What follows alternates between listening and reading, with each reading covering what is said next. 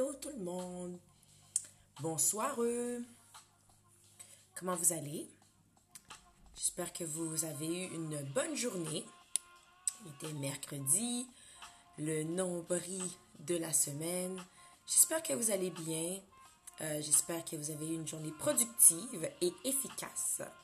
J'espère que vous avez été respecté dans vos tâches et dans vos rôles. Et j'espère aussi que vous avez respecté autrui. Alors, vous savez, on se réunit plusieurs fois dans la semaine. Ces dernières semaines, ça a été plusieurs fois.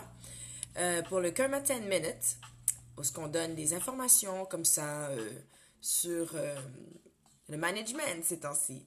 Donc, oui, pardon, ça me pique. Je fais ma révision avec vous. J'ai un examen final sur la matière très bientôt. Donc, je me permets de vous en apprendre un peu plus et ça m'aide aussi à apprendre un peu mieux la matière. Donc, il s'agit de parler de management. Management, on aura peut-être tous un jour à gérer quelque chose, mais qu'est-ce qui est très important et très intéressant, c'est qu'au fur et à mesure que j'ai appris les notions du cours, j'ai pu les appliquer pas sur moi en tant que gestionnaire, mais sur mes gestionnaires, voir comment ils fonctionnaient, qu'est-ce qu'ils pourraient apporter de mieux et les aider aussi à trouver des solutions. Donc, les informations que je vous donne là, même si vous n'êtes pas entrepreneur, même si vous n'êtes pas gestionnaire, ils peuvent forcément vous aider. Alors, vous êtes prêts? On va commencer parce que ça me pique. Alors, je ne sais pas si vous vous en souvenez, mais on parle de management. Le management, c'est un ensemble de solutions qui a été pensé et réfléchi pour régler des défis qu'on va rencontrer au courant de notre vie, des défis qui sont d'ordre socio-économique.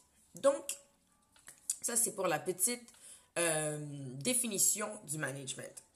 On avait parlé, je ne sais pas si vous vous en souvenez, on a parlé de 3 logiques d'action, donc 3 manières d'identifier des managers, des gestionnaires, 3 caractéristiques qui sont plus présentes. On avait la logique d'action traditionnelle, la formelle et la charismatique. Et il y avait toutes sortes de caractéristiques et de définitions qui venaient avec ça, mais on va les voir un peu plus tard encore. Et je ne sais pas si vous vous en souvenez, mais on a fait l'environnement global, l'environnement d'affaires, on a regardé les définitions, qu'est-ce que les concurrents, qu'est-ce que les parties prenantes, et on est tombé dans tout ce qui est les perspectives. Donc, on est tombé dans les perspectives techniques, les cadres techniques et les perspectives sociales, donc le système social.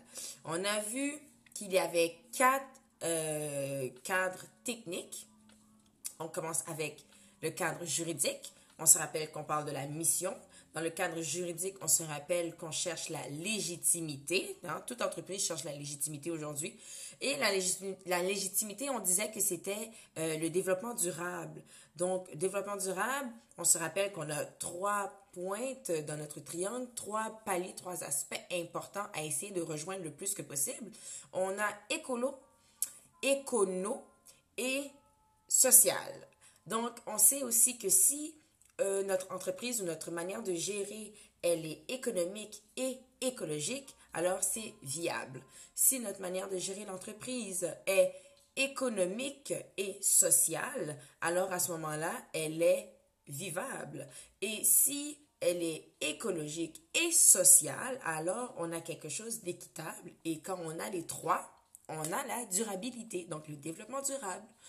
Dans notre deuxième cadre technique, on avait la stratégie.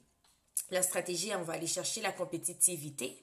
Dans la stratégie, on se rappelle qu'il y a 3 piliers à respecter aussi. 3, le chiffre 3 revient. Alors, on a la mission, l'organisation et l'environnement, encore en triangle. Donc, quand la mission et l'organisation se rejoignent, alors à ce moment-là, on a le métier, on a l'efficacité. Lorsque l'organisation rejoint l'environnement, alors on a un positionnement concurrentiel, donc la rentabilité. Et lorsque l'environnement va rejoindre la mission, alors à ce moment-là, on a un positionnement social et donc c'est la légitimité qui revient. On se rappelle de notre 3e cadre technique qui va chercher l'efficacité. C'est notre cadre stratégique. structurelle, pardon, on se rappelle qu'il y a trois formes de structure, trois formes classiques de structure. Oui, comme vous pouvez voir, je suis prise. Trois formes classiques de structure qui sont la fonction, donc structure par fonction qui est la plus utilisée et la plus commune. Il s'agit d'avoir une supervision qui vient d'un seul directeur. Donc, c'est fondé sur la spécialisation et l'expertise de chaque département et chaque personne. On avait aussi comme deuxième structure la structure divisionnelle qui, elle, comme le mot le dit, ça part de division et chaque gestionnaire est responsable d'intégrer sa logique administrative dans la division. Et la troisième structure qu'on connaît, la classique, c'est la matricielle, qui est un peu le mélange des deux dernières qu'on vient de nommer, mais qui est beaucoup plus utilisée dans des projets innovants. Donc, des projets qui ont un début et une fin. C'est ce que c'est un projet. Je ne sais pas si vous vous en rappelez, dans la saison 1 du Come at 10 Minutes, je vous en parlais, c'était mon cours. Donc, la matricielle, elle est souvent utilisée dans les compagnies innovantes pour des projets. Et puis, elle est adaptée donc aux petites entreprises, comme on disait, qui innovent. Quatrième cadre, c'est le cadre opérationnel. Et ça, on veut aller chercher la productivité. Et c'est à peu près tout ce qu'on disait là-dessus. On se rappelle que c'est nous, ceux qui ont un emploi 9 à 5, qui ne sont pas gestionnaires. Alors, c'est nous, le cadre opérationnel. Il faut travailler et produire pour atteindre la productivité. Il y avait aussi 4 perspectives sociales pour notre système social. La perspective politique, elle, avait pour but de créer la collaboration. Donc, on se rappelle que ça parle d'intérêt, ça parle de pouvoir et de jeu politique. Deuxième cadre perspective sociale, qu'on avait vu, c'est la perspective symbolique. Donc, ça, c'est les valeurs et on va aller chercher l'intégration de tout le monde et l'intégration de toutes les valeurs. Bon, la perfection n'existe pas, mais on essaie le plus que possible. Donc, l'intégration, c'est ce qu'on va aller chercher par la perspective symbolique. On se rappelle donc, comme j'ai dit tout à l'heure, il y avait les valeurs, il y avait les questions identitaires et il y avait l'identité de l'organisation. Quatrième mais perspective sociale. Troisième, on est rendu, on parlait de la psychologique. Donc, perspective psychologique, on va aller chercher la conciliation. Ça, on parlait de besoins, on parlait de personnalité et on parlait de climat organisationnel. Et on a même dit que le climat organisationnel pouvait être autoritaire ou participatif. S'il est autoritaire, il a le choix d'être exploiteur ou bien paternaliste. Et s'il est participatif, il peut être consultatif ou encore démocratique. Et notre quatrième perspective sociale, c'était la cognitive dans le but de créer de l'apprentissage. On se rappelle qu'il y a des savoirs tacites, donc on sait, c'est notre intuition, et il y a des savoirs explicites qu'on va chercher à l'école, par exemple. Il y a des savoirs aussi qui sont individuels et des savoirs qui sont collectifs. On parlait aussi de l'intelligence collective, on parlait de la création cognitive et on a nommé quelques habiletés cognitives et on a dit que l'important, en fait, avec tout ça, c'est de comprendre l'information qui nous est donnée et de pouvoir la transformer. Salut! Et de pouvoir la transformer. Allô? Pardon, il faut saluer les gens.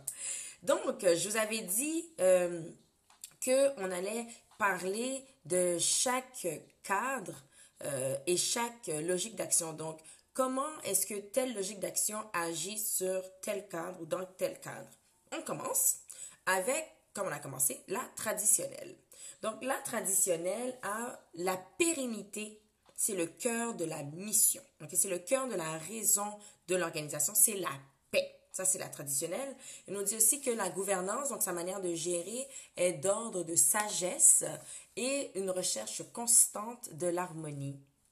Je ne sais pas, au fur et à mesure que j'explique et que j'étudie, ça me rappelle des gestionnaires qui sont autour de nous ou autour de moi ou moi-même ma manière de gérer. Donc, la sagesse et la constante recherche de l'harmonie, c'est la manière dont il va gouverner une personne qui est plus traditionnelle. Ça, c'était pour le cadre juridique. Lorsqu'on parle du cadre stratégique, la stratégie qu'on utilise souvent, c'est la stratégie de niche. Donc, quelque chose qui n'appartient que là. Et la qualité un produit de qualité. C'est vraiment ce qui est au cœur de la stratégie de différenciation. On arrive à se différencier parce qu'on offre de la qualité. Dans notre cadre structurel, on se rappelle que c'est un ordre hiérarchique traditionnel, très, très traditionnel. Et il y a une petite notion ici, le métier, là. Hein? La personne qui a son métier, un artisan, celui qui fait ça depuis longtemps, est plus valorisé que des fonctions ou bien des simples tâches. Dans notre cadre opérationnel, on dit qu'il s'agit d'une logique communautaire. Donc, tout le monde travaille pour la productivité. C'est sûr qu'on s'en doutait, mais c'est quand même important de parler de tout le monde parce que c'est une grande famille dans les logiques d'action traditionnelles. Et le contrôle social et la logique d'honneur, c'est ce qu'on a dans le cœur pour être productif. Lorsqu'on parle encore de la manière traditionnelle, mais au niveau des cadres de l'organisation sociale, si on commence avec la perspective politique, notre mission, la tradition, pardon, c'est le fondement du pouvoir. Mais attention, le pouvoir est tabou dans la tradition, dans le côté traditionnel. On n'en parle pas tant. Dans la perspective symbolique, l'organisation met de l'avant l'identité communautaire. Donc, on se rappelle tout à l'heure, on parlait des pôles communautaires. Donc, l'identité, elle est très communautaire. Et ça, c'est l'ancrage de l'environnement, de l'entreprise, de l'organisation. Dans la perspective psychologique, on se rappelle qu'on a le besoin de sécurité et le besoin d'appartenance. C'est très traditionnel, c'est une famille, on est là depuis longtemps, donc c'est ces deux besoins-là qui priment.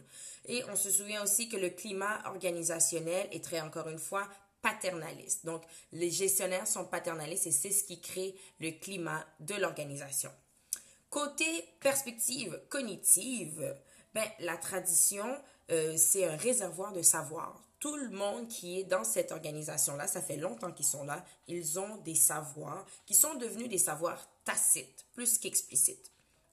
Et puis, on fait savoir aussi que le savoir est une propriété collective. Donc, tout le monde se partage et on apprend de tout le monde. Dans le management traditionnel, vous vous souvenez, on avait parlé des aspects de savoir-faire, de savoir, savoir-être et de devoir-être. Alors, c'est de ça qu'on va parler à l'instant même. Le savoir-être au niveau traditionnel, il tourne autour de la logique d'honneur, de l'œuvre de qualité, hein, on se rappelle la qualité, et du respect des outils. Donc, on a du respect pour ce qui a été créé et avec quoi ça a été créé. On respecte aussi la personne. On verra avec ça tout à l'heure. Dans le savoir, c'est beaucoup d'observation. On est à la recherche des qualités, et on s'adapte au contexte social et le contexte, qu'est-ce qui se passe autour de nous. Dans notre savoir-être, il faut avoir un contrôle social. Donc, on a des relations très personnalisées avec chaque personne. Ça, c'est la traditionnelle. On se rappelle, le patron est traditionnel, c'est une grande famille. Donc, contrôle social, paternaliste et loyauté. On est très loyal. Et puis, dans le devoir-être, alors, on respecte les origines de chaque, de où provient l'outil, le vêtement ou peu importe qu'est-ce qu'on a créé. On respecte son origine et on respecte aussi beaucoup l'ordre hiérarchique. C'est très important, l'ordre hiérarchique. Lorsqu'on parle maintenant du management formel, au niveau des cadres techniques, on parle que la mission, c'est la mission là, d'une personne formelle, c'est l'efficacité au maximum. Ça, c'est sa mission. Puis la gouvernance, elle suit quand même l'ordre et les processus, donc on n'en parle pas trop. Dans le cadre stratégique, la stratégie, en fait, c'est le fruit conscient d'analyse. Okay? Donc, on fait des analyses pour avoir des stratégies et les stratégies changent constamment. Donc, elles se développent, elles s'améliorent, elles changent. Dans le cadre structurel, la structure est d'arrimage, donc elle est étroitement liée avec la stratégie et l'allocution des ressources, donc l'argent, les employés ou les produits, outils qu'on a besoin pour travailler doivent être mis dans la prise de décision. Dans notre cadre opérationnel, en fait, toutes les opérations de cette entreprise-là sont peut-être pas toutes, là, mais encadré, c'est très encadré par des indicateurs de performance. Et les indicateurs de performance, eux autres, ils servent à jointer, comme on a créé dans mon cours, ils servent en fait à faire une jonction entre les opérations, le cadre opérationnel et les analyses stratégiques et structurelles. Autre chose par rapport au cadre, aux perspectives sociales, dans la perspective politique, la raison, la raison est au fondement. La raison, c'est la mission. La raison, c'est le fondement des relations de pouvoir. La raison, c'est les règles formelles. Donc, c'est la raison qui est vraiment très importante.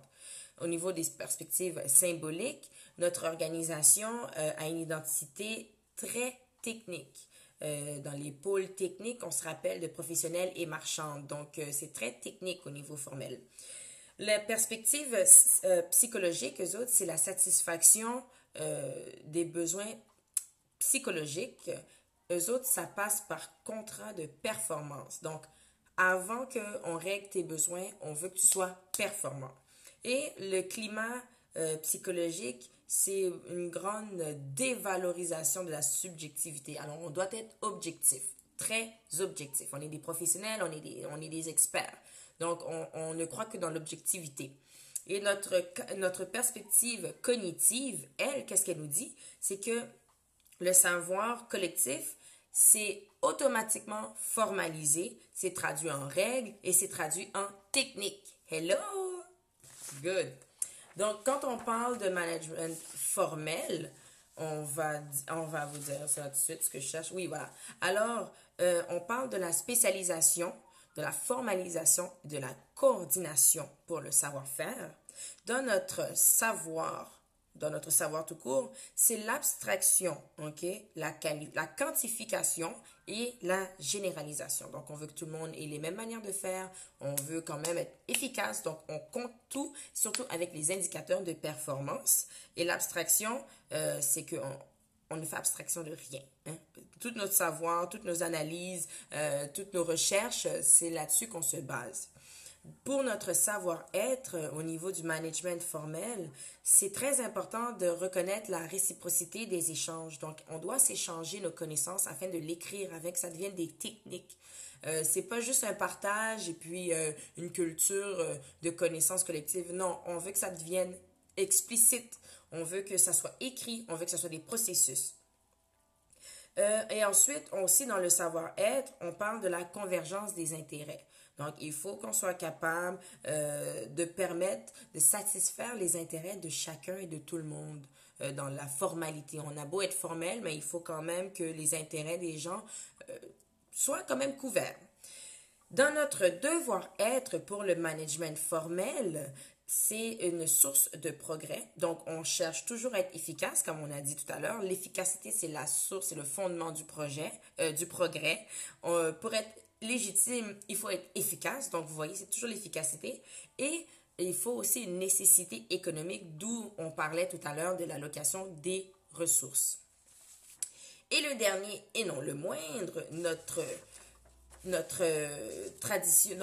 logique d'action charismatique. Lorsqu'on parle de la charismatique dans le cadre juridique, on se rappelle que la mission découle directement de la vision que le leader traverse à l'équipe. Donc, la traverse, la partage et tout le monde la comprend.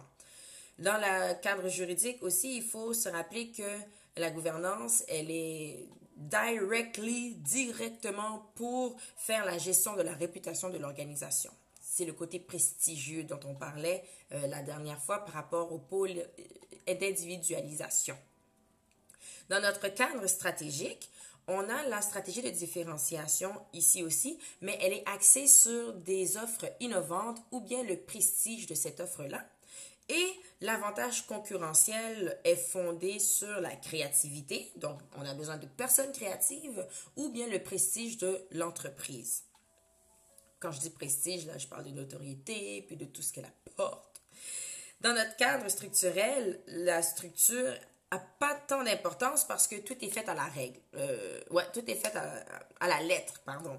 Par exemple, il faut comprendre que les ressources sont allouées aux unités qui sont un petit peu plus créatives. Les unités, parce qu'on sait que c'est le charisme qui remporte là-dedans, on est un peu audacieux. Donc, les unités qui ont cette force-là, cette force créative, ben, eux autres, ils ont la possibilité, ils sont susceptibles de faire accroître les activités de l'entreprise, donc les allocations, le budget, les employés, les outils, ça va vers les unités qui sont plus créatives.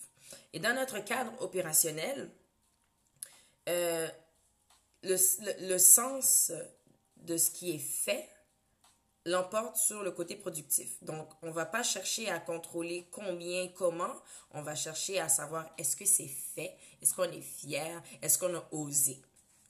Des côtés des perspectives sociales, les perspectives politiques pour un leader charismatique, c'est le charisme. Le charisme est au fondement des relations de pouvoir et les jeux politiques gravitent autour d'un leader charismatique.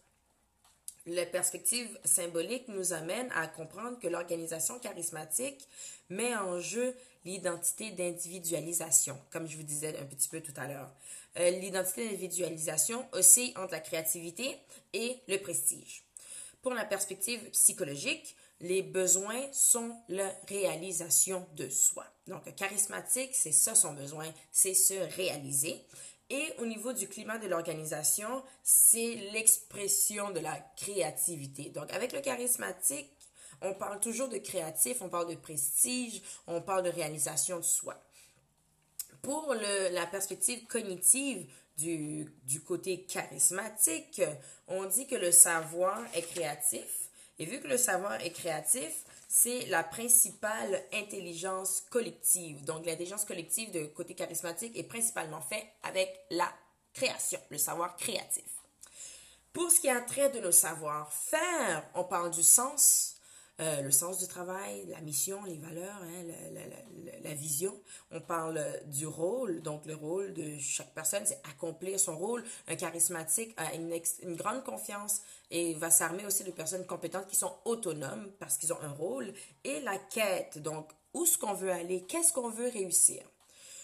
Pour ce qui a trait de notre savoir, qui est mis avec notre imagination, on parle d'inspiration, on parle d'inspiration, on parle d'anticipation. Donc, un leader charismatique va anticiper, va jouer, comme on dit, un coup d'avance.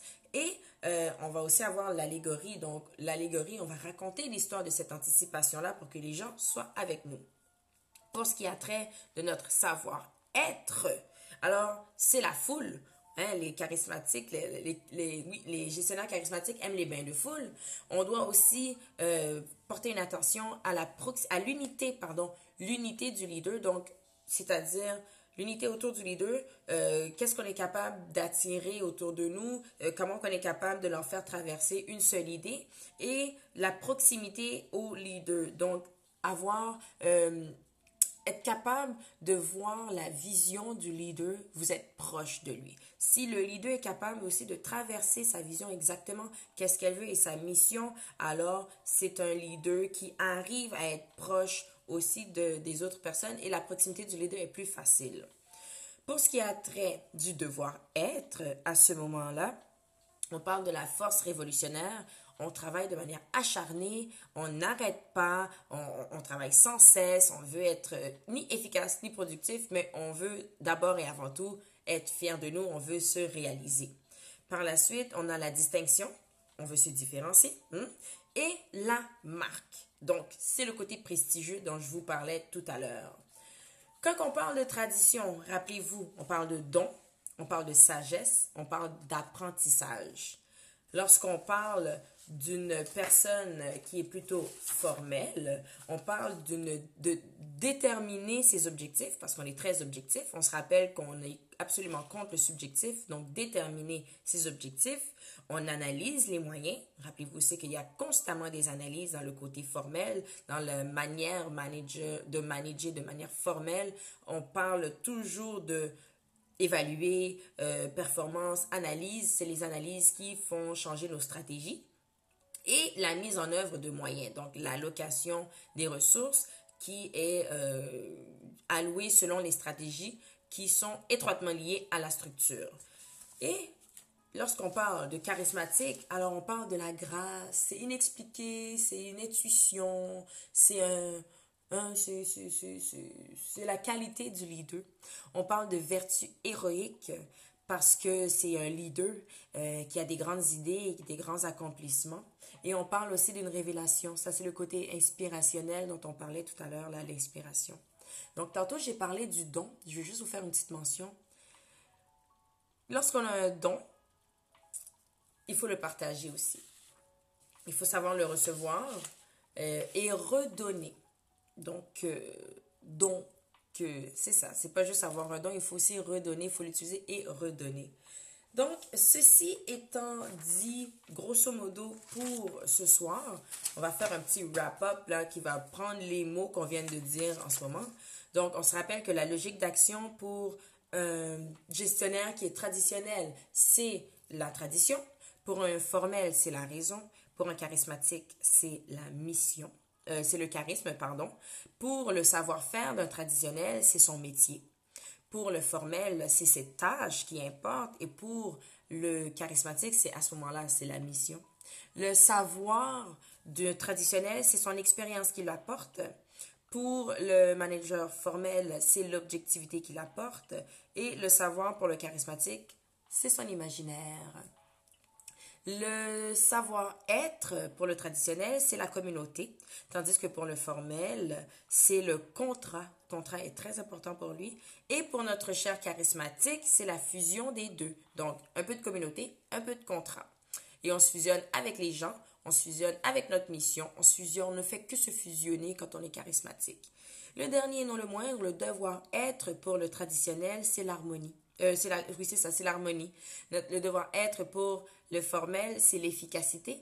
Et celui pour le charismatique, c'est la créativité.